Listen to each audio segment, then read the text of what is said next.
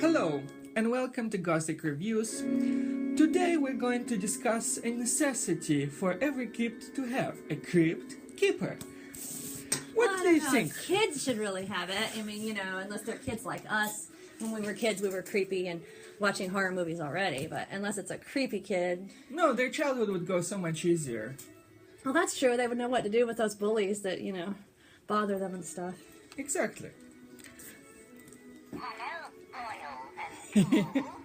He needs to have his say. Okay, today, you guys, we are reviewing the Talking Crypt Keeper action figure, 12-inch, from 94.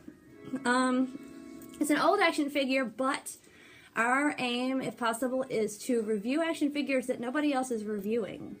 Or at least if we review it and somebody else did, we're adding our own unique touch, saying something about the figure that we feel was overlooked, or presenting it in a way that we feel is more entertaining. But, you know, if we can't do that, and somebody else already said it well, then we are just not going to go there. So we're trying to review really cool Gothic toys that have not been reviewed yet, and sometimes that requires delving into the deep abyss of the past. 80s, 90s. Similar to the crypt, like where you go like secretly and darkly.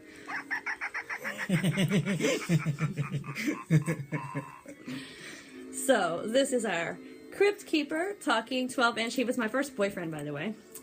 We're not going to go there because it's very personal and dark, but he was my first boyfriend when I was 16. But there's no jealousy issue or anything. Oh, that's good. He's too cool to be jealous of. He's in a tuxedo. I'm going to turn him so you can see the extremely long tails in the back. These are all cloth clothing. They could come off, but we don't really strip him of his dignity. We leave his clothes on.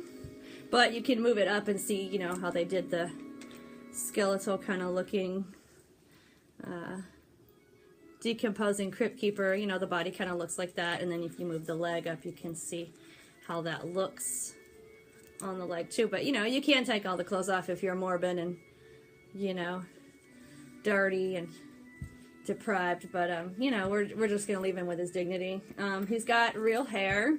Well, not real hair, but it feels like real hair and moves, and it's not molded action figure hair. And so that's his nice, long, pretty hair.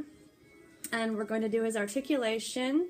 His head moves a little to the sides. It goes almost all the way around. I don't really want to push it because I think it deals with his inner mechanisms. But, you know, it's got good articulation. The elbows and knees don't bend, but the arms and legs do. So, like, he can sit down if he wants to, which I have him sitting on the table usually, so on the coffee table. So there's him sitting, and he can lift his arms. Here, let's stand him up to do that. He can lift his arms up, or like, he doesn't really do the side sweep of his arms, but he can go up or out, walk like an Egyptian if he feels the need, or slightly down, or, you know, all the different mid poses. So he can do that, and he's a really neat toy to have. He says 3 things if you count a laughter as saying a thing, which I do. So we're going to go over his 3 things. Hello Boils and Ghouls.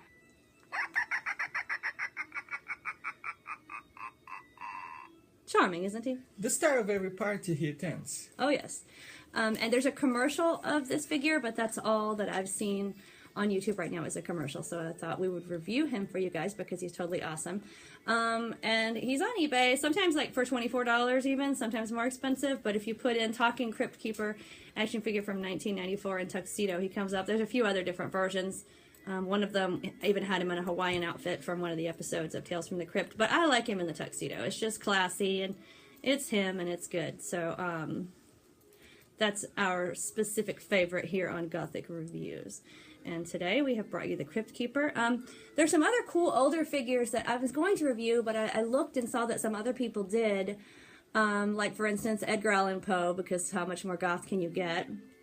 But someone else already did that, and it was a good review, so we're going to share the link in our comments section here. And also the Tooth Fairy from McFarland. We have the closed mouth version, so I'll probably show her when I do my Gothic Dark Fairy, but the review of her was really good from, I think, Toy Spot, so we're going to show that link in our comments section. A slightly different version, but just no reason to redo the whole thing when he covered it all, and the only difference is her mouth So, you know, but we'll just briefly give her a cameo when we do the Dark Fairies eventually. Because fairies can be goth too, as we all know. So anyway, I just wanted to mention that if we see something done well, we're not going to go and redo it, because I don't see the point of 10 different videos of the same thing. It's like, well, which one are you supposed to watch, and why should I watch yours when the other guy did the same thing and did it well? So, you know, we're trying not to do that. So that's why we're going to share some links if we see something else in our research that we were going to do that's already been done. So anyway, that is why you will see other links up. So do like us, subscribe, and comment if you feel the need. Gothically yours,